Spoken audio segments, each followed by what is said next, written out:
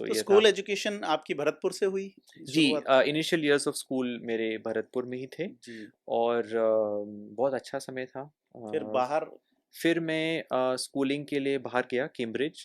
एक वहाँ पर एक प्राइवेट स्कूल है द ली स्कूल करके। जी। तो वहाँ पर इट वाज कैसे मैं बताऊँ आपको, एक बोर्डिंग स्कूल था जी। और बहुत ही अगर मैं कह सकूँ तो एक प्रेस्टिजियस बोर्डिंग स्कूल है, बहुत ही rigorous, academically rigorous boarding school है। तो वहाँ पर फिर मेरी जो कहते हैं सीनियर स्कूलिंग कंप्लीट हुई और उसके बाद मैं थोड़ा एकेडमिक था, जिसको कहते हैं थोड़ा गीकी टाइप का था।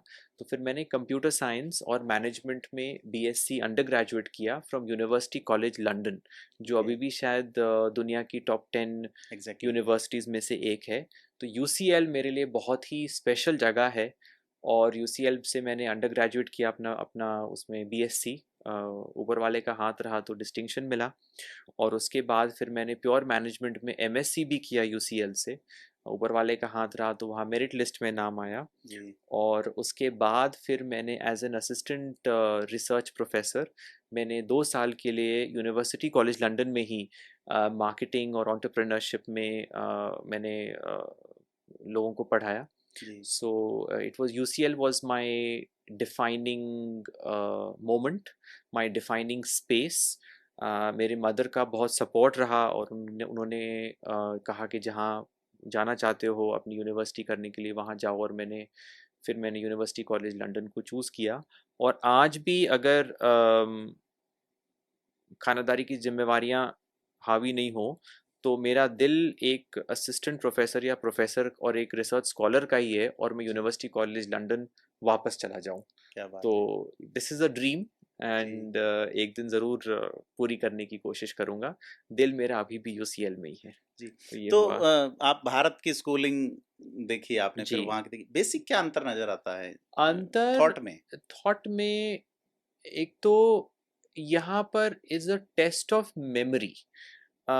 चीज़ें आपको पढ़ा के और उनको रटा के और उनको एग्ज़ाम रूम में रिप्रोड्यूस करना पड़ता है यहाँ पे। हुँ। तो वो थोड़ा आपका एक टेस्ट ऑफ मेमोरी हो जाता है।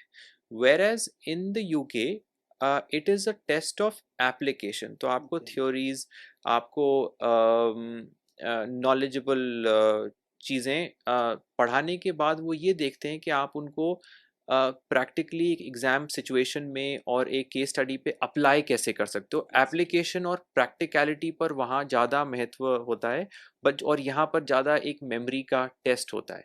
So it's a different approach. I prefer the UK approach. अब देखो, इस बात पे भी कई लोग सोशल मीडिया पे कंट्रोवर्सी करेंगे कि ये दूसरे देश का एजुकेशन सिस्टम का वो कर रहे हैं, लेकिन अगर कहीं पर एजुकेशन सिस्टम हमारे एजुकेशन हमारे सिस्टम वाला भी से तो वही देख के गए थे, देखे अभी गए थे, वाले हाँ। तो और मैं इंडियन एजुकेशन सिस्टम की कंटेंट की नहीं कह रहा हूँ। कल के दिन कहेंगे साहब ये तो चाहते हैं कि हिस्ट्री इंडिया की नहीं पढ़ाई जाए, वो मैं बिल्कुल नहीं कह रहा हूँ। हुँ। इंडिया का एजुकेशन सिस्टम कंटेंट रिच बहुत है, लेकिन उस कंटेंट को प्रैक्टिकली और उसका एप्लीकेशन का जो टेस्ट होना चाहिए रिगरसली, वो नहीं हो पाता है एजुकेशन सिस्टम में। और यही कहीं ना कहीं जो इंडिया के टॉप स्कूल्स हैं उन्होंने ये प्रॉब्लम कहीं ना कहीं आइडेंटिफाई करी है। इसीलिए काफ़ी सारे school, very prestigious schools in India, have gone from being CBSE या आईसीएसई टू इंटरनेशनल बैकलॉरिएट। वो इसीलिए गए हैं बिकॉज ये जो मैंने अभी चीज़ें पॉइंट आउट करी, ये कहीं ना कहीं उन्होंने क्या कहते हैं नोटिस करी हैं। अब इंडिया का आज की तारीख में मेरे हिसाब से सबसे टॉप स्कूल होगा बॉम्बे का अंबानी इंटरनेशनल। वहाँ पर भी इंटरनेशनल बैकलॉरेट ही पढ़ाया जाता है। तो कहीं ना कहीं कोई अच्छी चीज़ को अडॉप्ट करने में कोई बुरी बात नहीं है।